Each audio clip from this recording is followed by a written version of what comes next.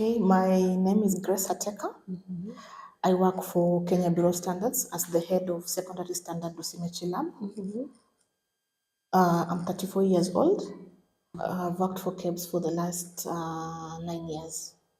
Actually, when I was growing up, I wanted to be a pilot. So, and I remember my dad used to tell me, for you to be anything in life, you have to be very good in math.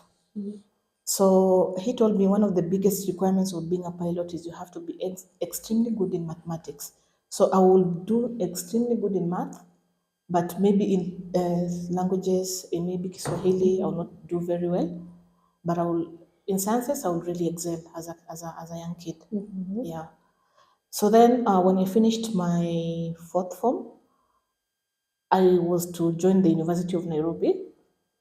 So then I don't know why I didn't qualify to directly go and become a pilot. But then my dad asked me, can you try doing physics as a degree? And I was scared because I was wondering, where will I work when I do physics? Yeah. So then in my second year of study, I got to know about KEBS. Then I applied for an attachment at KEBS. I was taken, and when I joined KEBS as an intern that time back in 2008, I came to this lab and I realized that everything that I've been doing at the university is what I'm seeing in this dosimetry lab. That's how I got more interest about my current area. Yeah.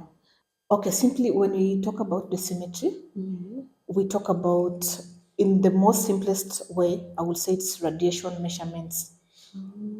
I'll give you an example. We have several sort of sources of radiations in the environment. For example, sun is a source of radiation. We have X-rays at the hospitals is a source of radiation. We have this equipment used to treat cancer. Those are all sources of radiation. So what we do here, we measure the amount of radiation emitted from those equipment. Yes. For instance, now in my lab, I have 3 different labs. The first lab is what we call the radiation protection lab, where we calibrate equipment that measures radiation in the environment and radiation for people that is all over the human body. I'll just show you an example, like now this meter here. It's called a survey meter. This is used to measure the amount of radiation in the environment. So what we do in that lab is to make sure that this meter is measuring the correct amount of radiation. And then we have a second lab that is called diagnostic radiology lab. There we do X-rays, we do measurements for X-rays, CT scanners, mammography, and all that. And then now we have this last lab. This is our biggest project so far. And this is for calibrating equipment used to treat cancer patients. So first of all, you have to be extremely, as I've said, in math, and then you have to be good in physics. Yes. When you talk about physics, I think when I was doing physics back in the University of Nairobi, I remember most of my classmates used to worry a lot. We didn't know that there are several careers that you can pursue when you're doing physics. So I would say if you're a young girl who wants to pursue this career, it's important to also learn how to network. Yeah, be part of these professional networks. We have a lot of networks. We have women in nuclear, where we are really mentoring young women to pursue careers in physics and in STEM, STEM. And we have other professional bodies that are also doing the same, just to ensure that we have more women pursuing careers in science and specifically in physics and in the nuclear field. Yeah. Just to be very honest, even in my department, currently in my department, we have 67 total number of people, but out of 67, we have very few women. I think in those ones who are doing technical work, we have like 5 women out of 67. So it's not easy for us to really do this career here, because even today when you go to meetings, our male counterpart will always say, but now we are hiring women, are they going to really make it? We have that conversation really going on. But I think one of the most thing is just confidence and believing in yourself. Yeah. I think one thing I must also say is that in this field or in any technical field, I think I've experienced this in any technical field as a woman. you have to work thrice more than your male counterpart for you to be visible. Yes, you have to really come out and I would say you have to put in more work as compared to the other male counterparts. Yeah. Leadership is not easy. I would say that. And then being a woman, leadership is not easy.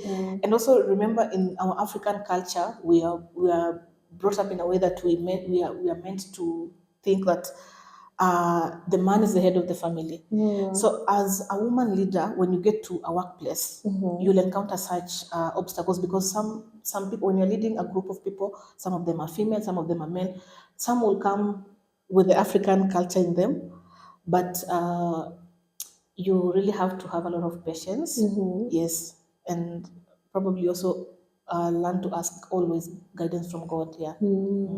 I have a mentor. One of my mentor is a lady called Zakipi. She works at the International Energy Atomic Agency. One of the United Nations branches. And she was formerly the head of dosimetry at she was currently the head of dosimetry in South Africa, the same lab as this one in South Africa. Yeah. For me, what I do, let me give what I do. I first of all have a schedule, and I'm very strict with my schedule. For example, I will tell you, I wake up very early, let's say at 5, and from 5 to around 6:30, it is my time to do my prayer, to go to the gym, and then I dedicate my work back at camps from around 7:30 every day to, let's say, maybe at times I work extra, maybe to around 6 or 7 in the evening, and then again I go back to my life. Yeah.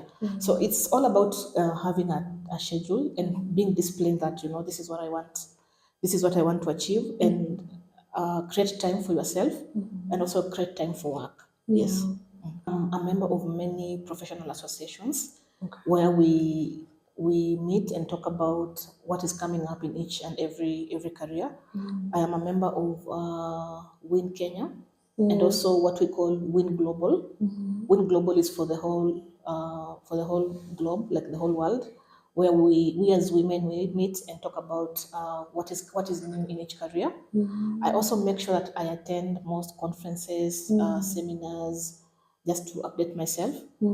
And even at times I also log in online and just to try to find what is new. Yeah. Because right now with this new generation, things keep on changing, and you have to. Yes. And also one thing I also do a lot is I always create time to talk to the upcoming young people at the universities.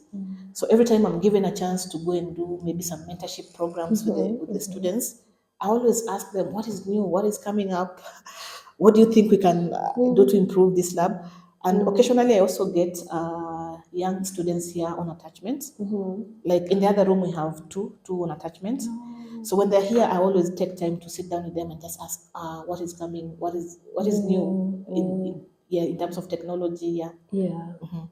It is important because remember, in the previous history, in the past, we had a lot of women not being very comfortable in doing careers in STEM.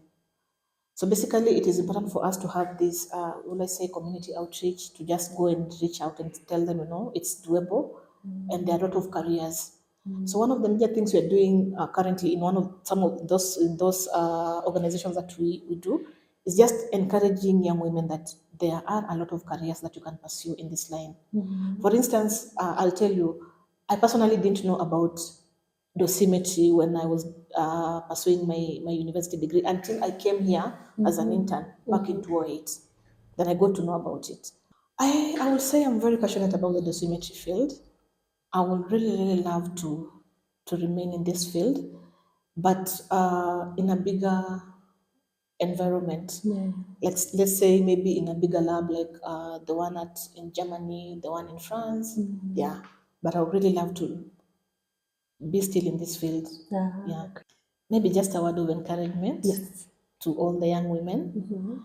Yes, I would really like to encourage each and every young woman to consider pursuing their careers in STEM. Yeah. There are a lot of opportunities, and currently the world is very keen on the girl child. Yes. So we want to get to a point where when you come to camps next time, you'll find 50-50. You'll find 50 women, ratio of men to female would be 50-50. Yes.